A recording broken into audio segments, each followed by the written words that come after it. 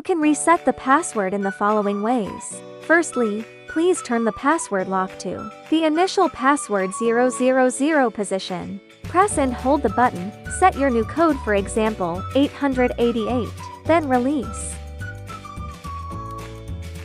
Well, the new password has been set, which is 888.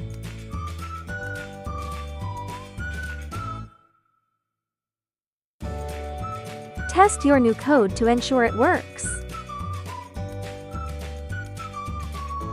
You can turn the password lock to scramble the password, and then turn it back to 888 to check whether the new password is set successfully. If successful, the password lock can be unlocked.